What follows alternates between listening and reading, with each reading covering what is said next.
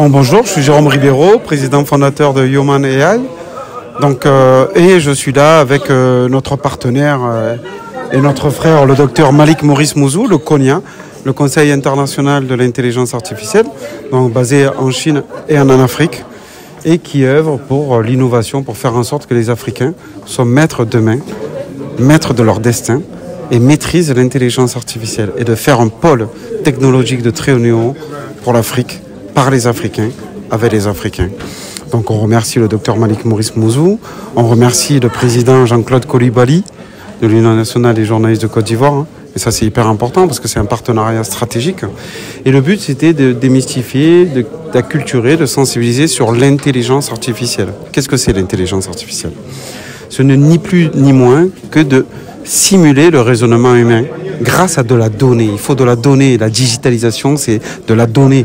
On numérise des livres, on les rend disponibles en données 24 heures sur 24, 7 jours sur 7. Et donc, on peut les retransmettre au plus grand nombre au lieu de les laisser dans une bibliothèque. Ensuite, ça se fait via des algorithmes. Les algorithmes, qu'est-ce que c'est?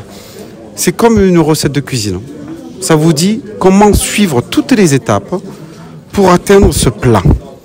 Mais quand vous avez une recette de cuisine, si vous n'avez pas les ingrédients, la donnée, il n'y a pas. Les algorithmes ne peuvent rien faire et ne peuvent pas traiter la donnée. Donc il y a l'importance aussi de la vérification de la donnée, comme de la vérification des fake news chez vous, les journalistes. Et donc ça peut aider tous les secteurs d'activité. Imaginez, l'agriculteur ivoirien, on lui fait voler un drone, on regarde les besoins en eau de sa plante, de ses cultures, et on n'arrose que ce qu'il faut. On fait de 25 à 90% d'économie d'eau. On va regarder les maladies de la plante, on va isoler rapidement les parcelles qui sont infectées.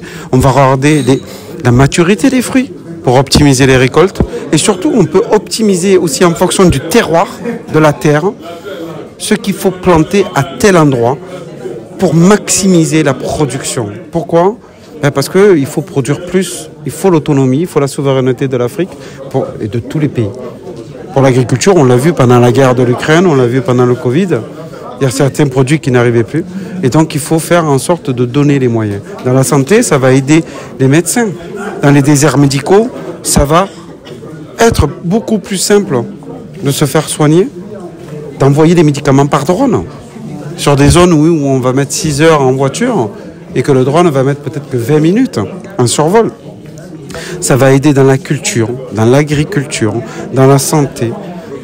Quand vous posez une question à ChatGPT, sur des textes de loi ou autres, il va rechercher le texte de loi. Est-ce qu'il existe telle jurisprudence?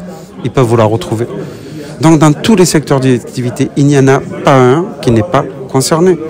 Dans l'éducation, on peut ultra personnaliser l'éducation pour chacun. Parce que nous sommes tous différents, on a tous une méthodologie d'apprentissage qui est différente, et on va l'adapter à chacun. Et quand on l'adapte à chacun, il y a le professeur André Jordan qui a écrit le livre Apprendre à apprendre.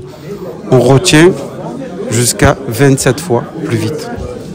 Vous imaginez? Ça voudrait dire que les formations de 2 ans, on pourrait les faire en 1 mois. C'est ça qu'on retient. Et aujourd'hui, comme on est en perpétuelle formation, puisqu'on va changer l'humanité, on va sans cesse se former. C'est fini les métiers de 40 ans où on faisait le même métier sans formation. On est rentré dans un monde technologique où il faut que l'humain ait sa place, l'IA au service de l'humanité, c'est la phrase de Human AI. Et c'est de faire en sorte que l'intelligence artificielle soit au service de cette humanité. Mais pour cela, vous devrez maîtriser les outils. Et nous sommes là avec le CONIA, le Conseil international de l'intelligence artificielle, le docteur Malik Maurice Mouzou, qui est docteur en intelligence artificielle, qui a passé son doctorat en Chine quand même. En Chine. Et ça, merci à vous, c'est de donner le pouvoir aux Africains de choisir leur vie. Merci à vous.